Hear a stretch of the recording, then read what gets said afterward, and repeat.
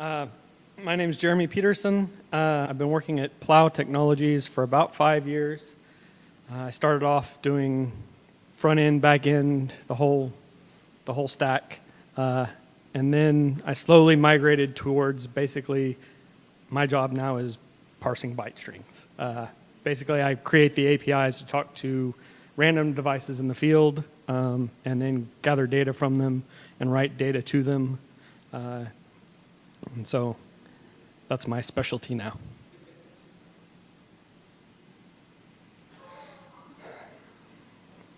All right, who all knows what a byte string is? Byte string is basically a bunch of ones and zeros. It's just the data that's sent over, and when it comes in, unless you know what it means, it's just a bunch of gibberish. It's just, like I said, a bunch of ones and zeros. And you can see in my examples right here, that's kind of what you see coming in binary, and then in hexadecimal, which is usually what I deal with it in, mainly because a lot of times it's just a number that's coming in. All right, so you have all these numbers coming in, and now you got to figure out, well, what does it all mean? So the first thing we have to do is create an encoding and decoding for these bytes. To create a byte string, you start with a type, and in this case, I have a number of pencils. It's a type, it's a word 8. Word 8 is just a number from 0 to 255. And so in order to make the byte string, you have to run the put monad on it. And the function is just run put, and it takes a put and puts it to a byte string. Well, what's a put? A put is a putter. Basically, you take a putter, and it takes that word 8 and turns it into this thing, these ones and zeros. And under the serialize package, they have several different functions to put either a word 8, a word 16, floats, whatever, into a byte string. So the first example, like I was saying, is you just pattern match and get the number of pencils out. And so it's a word 8, and you say put word 8. Pretty straightforward.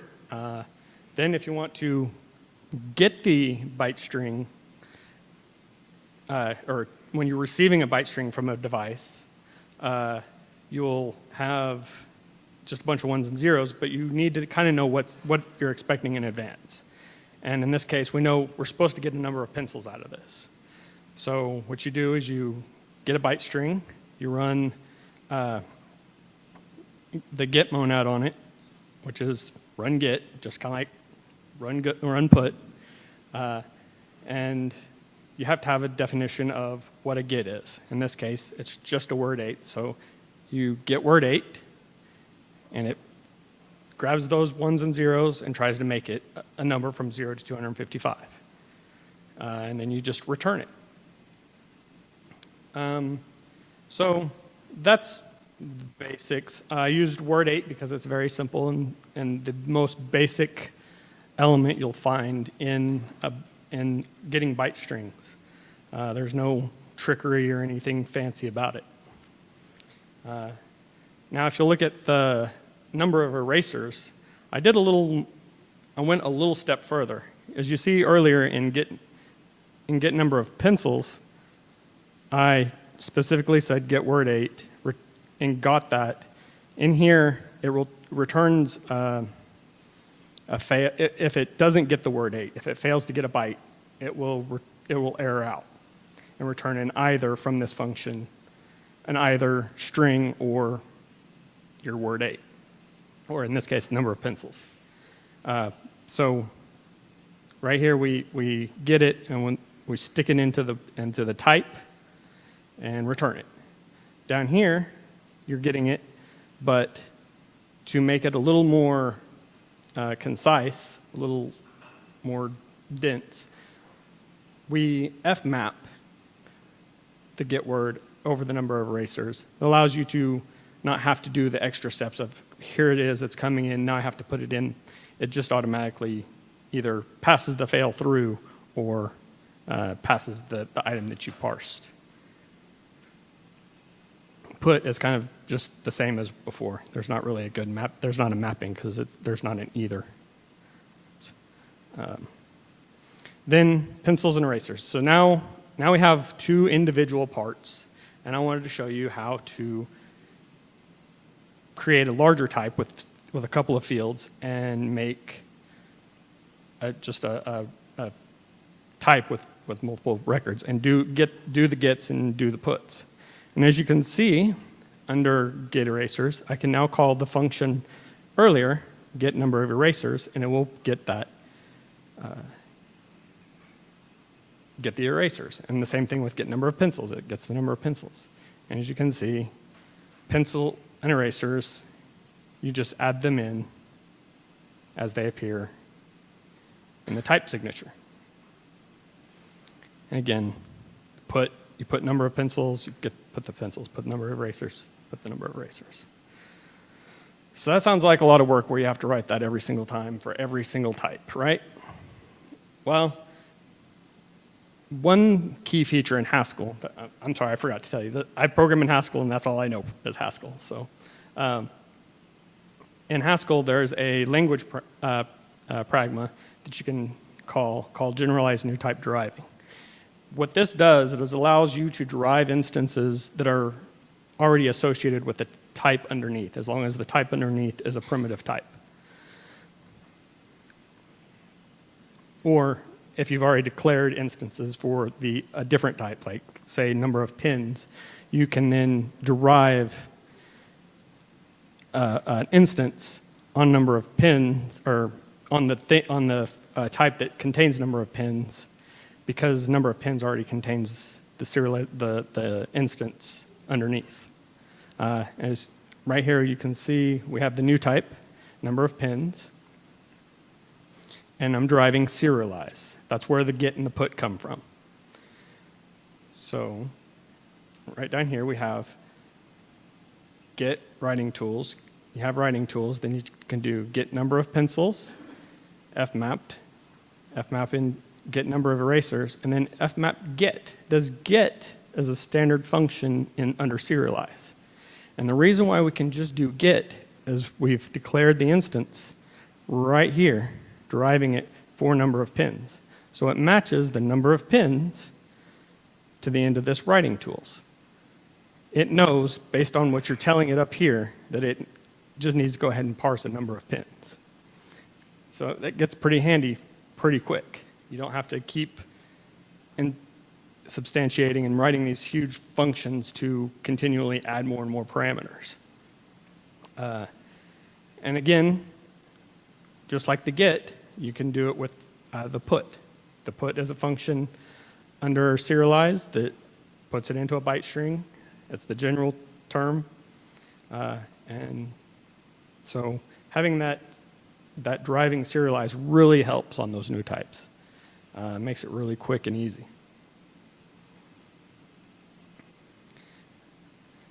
All right, so I was going to give you an example of what it means to have multiple new types wrapped up in a single type. As you can see, I have number of crayons, number of markers, and number of watercolors. They're all word 8s, and they all have this driving serialize, which means anytime you say, I have coloring supplies type, it's going to be followed with number of crayons, number of markers, number of watercolors. So you can then come down here and do get, get, get. Pretty dense and really cleans up your code a lot. It makes it easier to read. And then you have your put. You still have to separate these out so you can put them in, because it can't directly define what that is. But again, you're not having to call out other functions. You just call one single function over and over to get there. All right. So we've been talking about word 8s. Word 8s, I said, were the basic building block of everything. Well, what happens if, can we do this with a word 16, something that's 2 bytes long? And what does that mean? Well, with serialize, word 16 has 2 different ways to be parsed, depending on your hardware. Different hardware puts the bytes in a different order for each parameter. Sometimes it's little endian, which means that the least significant bit or least significant byte comes first, followed by the most significant byte. Then there's also big endian, which is the opposite. You have your most significant byte first, and then your least significant byte. So what if you want to use both? You can't really just say instant serialized buffalo, because serialize, and just because you can't really know beforehand, you're not passing any information into the get or the put other than the type, you don't really know, well, which endianness is it? You just see a byte. It doesn't tell you any information. It's a number, but you don't know how to read it. Is it flipped or not? So, and like I said, in serialize, they decided as their get and put that they would do big endian all the time. That's just what they do in their general encoder. So now, how do we handle this? Well, the way I found to work really well is to create a type class. In the type class, you can decide what functions are called underneath. Right here, we have a sum type, big, little, for the endianness. You can declare your class zooget a, which a can be anything from a word 8 to a float to an int. And you have this function that says, here's the endianness you need to use, and here's your get. So for the word 16, we do zooget. For the big, we get a word 16 in big endian. And for the little, we do get word 16 in little endian. You also have this same situation on the put. You have zooput word big endianness for the word 16 you're passing in, and you just put it big endian or little endian. So one question you might have is, why didn't we just derive it for buffalo? Well, like I said earlier, new type basically exposes the type underneath when you have that new type generalized deriving. So you can almost treat it as though it is a word 16. And because it is a word 16, you have an instance for a word 16. And all you need to do is up here is declare it's deriving the zooget and the zooput, and it automatically knows that this word 16 is done with this. Okay, so that's great. Let's get a little more in depth. So now we have a whole set of new types. And just as an explanation, each one is these are word 16s. You have a word 8, an int 8, an int 32, all over the place. And as you see down here, we have get word, because it doesn't really care about endianness. Again, it's just 1 byte. There's not an order of bytes. There's just 1 byte. So you really don't need that endianness. So you can just say, well, I don't care what endianness, just get me that word 8. The word 16, again, just like we saw on the other page, is the same, and so on, all the way around. So now all these different ones can all be called with a zooput, a zooget, and you just pass it in endianness, and you can parse your types.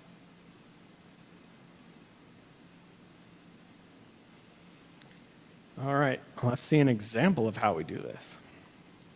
So we have our types still up here. We're going to make a data of birds. So we have the hawks, eagles, and jays. Let's see, hawks are int 16s, eagles are int 32s, and jays are word 16s. So you make an instance of birds, zooget, you just do ZooGet Indianness. You can pass whatever Indianness you want in, little or big, and you say birds, fmap, ZooGet Indian, fmap, ZooGet Indian, fmap, ZooGet Indian. It knows you're calling the same function with the same input, but it knows that the hawks are hawks and that they're going to be an int 16, and the eagles are going to be int 32, and these are going to be a word 16.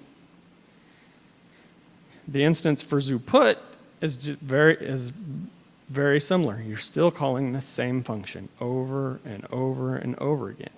Really simplifies. Now I don't have to write out a ZooPut, the J's for the birds, and the ZooPut for the hawks. It's all contained in that type class. And it makes coding really extremely fast and really extremely easy. And as another example, I wanted to put zoo animals down here. So you have zoo animals and you have all these different animals. But if you notice at the bottom, I have birds, right? So, okay, we have a data type, but it also has these instances. So it knows when you're trying to parse the zoo animals that all you have to do is run ZooGet Indian even for it. Even for it, because we've already decided what it is. We're telling it up here in our type what it's going to be, and it automatically can figure out how to bring it out of the byte string. And then we reverse that, and you ZooPut Indian, the zoo animals, and you push each one back in the same order that you want them to appear in the byte string. So, do we have any questions?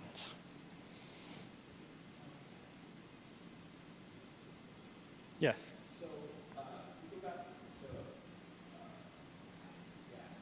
so where are those, so you talked about a byte string, where's the byte string coming from? Byte string comes from, so you have a input, an I/O, and so you're listening on a port, or you're listening on TCP or something. A lot of times that byte string is on those, and you're gathering it through your different port watchers, basically. There's the serial hardware or the network simple. Each one of those will give you a byte string from whatever you're listening to, and then you take that byte string, and when you run, I think I have it in here. May have skipped over it a little bit.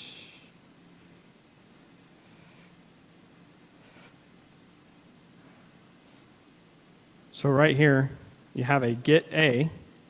You do the run get. You have a get A, and you take whatever byte string you're wanting to parse. And this could be something that you actually have stored on a file, or or there's transmitted, or just as long as it's a byte string.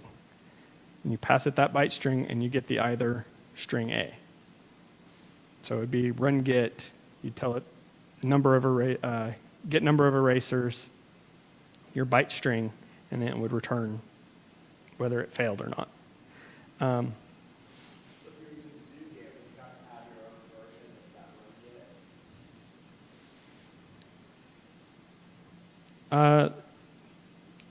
get? Not really. You can run the ZooGet underneath as the parser. Because if you see, right here we have the gets. They're all gets underneath, so they return.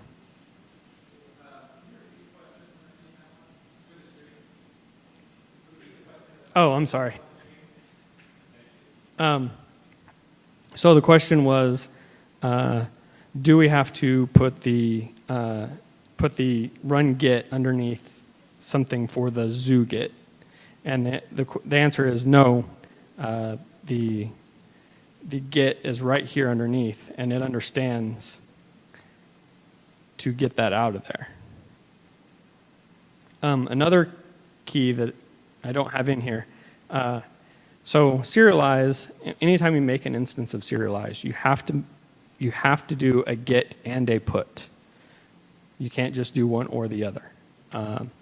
With this zoo-get and zoo-put, as they're built right now, you can do them individually. They don't have to be assigned to each other. You can make a class type that uses those as its subclasses and require it that you have a zoo-get and a zoo-put as instances underneath.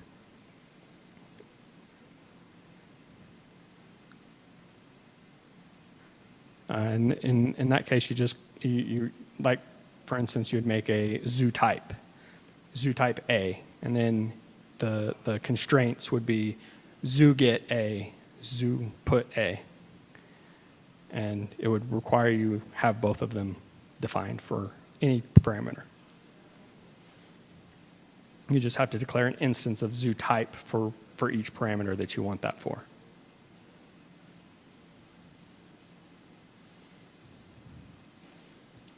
Do we have any other questions?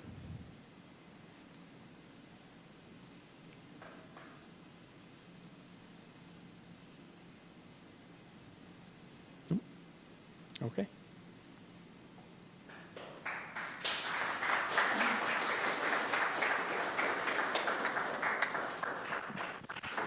All right, thank you.